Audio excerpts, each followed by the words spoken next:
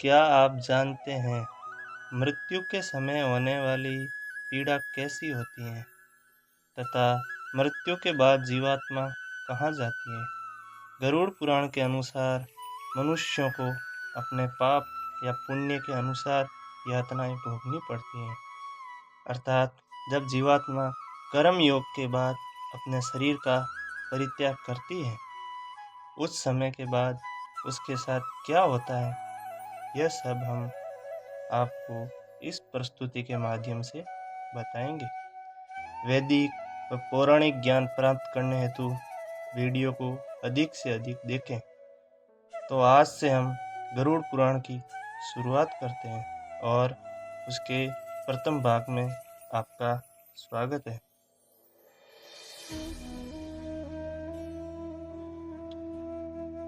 धर्म ही जिसका सुदृढ़ मूल है, वेद जिसका स्कंद है, पुराण रूपी शाखाओं से जो समृद्ध है, यज्ञ जिसका पुष्प है और मोक्ष जिसका फल है, ऐसे भगवान मधुसूदन रूपी पादप कल्प वृक्ष की जय हो। देव क्षेत्र नैमिषारण्य में स्वर्गलोक की प्राप्ति की कामना से शौनकादि ऋषियों ने एक बार सहस्त्र वर्ष में पूर्ण होने वाला यज्ञ प्रारंभ किया। एक समय प्रातः काल के हवनादि कृत्यों का संपादन करके उन सभी मुनियों ने सत्कार किए हुए आसनासीन सूत जी महाराज से आदरपूर्वक यह पूछा। ऋषियों ने कहा, हे सूत जी महाराज, आपने सुख देने वाले देव मार्ग का सम्यक निरूपण किया है। इस समय हम लोग भयावह यम मार्ग के विषय में सुनना चाहते हैं। अतः आप सांसारिक दुखों को और उस क्लेश के विनाशक साधन को तथा इस लोक और परलोक के श्लोकों को यथावत वर्णन करने में समर्थ है, अतः उसका वर्णन कीजिए। सूत जी बोले, हे मुनियों, आप लोग सुने। मैं अत्यंत दुर्गम यज्ञ मार्ग के विषय में कहता हूँ, जो पुण्यात्मा जनों के लिए सुखद और पापियों के लिए दुखद है। गरुड़ जी के पूछने पर भगवान विष्णु ने जैसा कुछ कहा था, मैं उसी प्रकार आप लोगों के संदेह की निवृत्ति के लिए कहूँगा।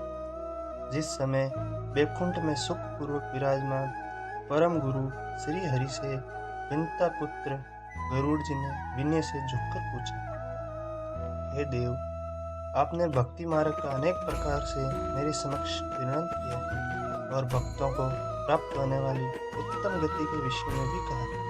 अतः हम भयंकर यम मार्ग के विषय में सुनना चाहते हैं। हमने सुना है कि आपकी भक्ति से विमुख प्राणी नरक में जाते हैं।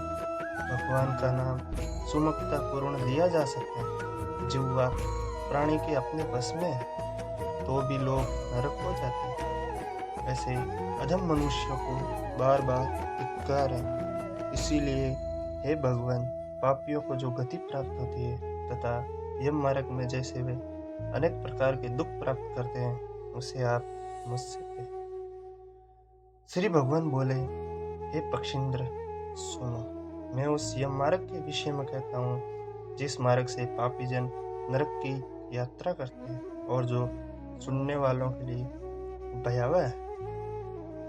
उसके बाद श्री भगवान पक्षीराज गरुड़ से उस भयानक नरक की संपूर्ण वार्ता सुनाते हैं। श्री भगवान कहते हैं, हे ताक्षरी, जो पापी प्राणी सदा सदा पाप परायण हैं, दया और धर्म से रहित हैं, जो दुष्ट लोगों की संगति में रहते हैं, सत्य शास्त्र और संगति से विमुख रहते हैं, जो अपनों को स्वयं प्रतिष्ठित मानते हैं, अहंकारी है तथा धन और मान के मद से चूर हैं, आसुरी शक्ति को प्राप्त हैं तथा देवी संपत्ति से रहित हैं, जिनका चित्त अनेक विषयों में आसक्त होने से भ्रांत है, जो मोह के जाल में फंसे हैं और कामनाओं के भोग में लगे हैं। ऐसे व्यक्ति अपवित्र नरक में गिरते हैं। जो लोग ज्ञानशील हैं, वे परम गति को प्राप्त होते हैं। पापी मनुष्य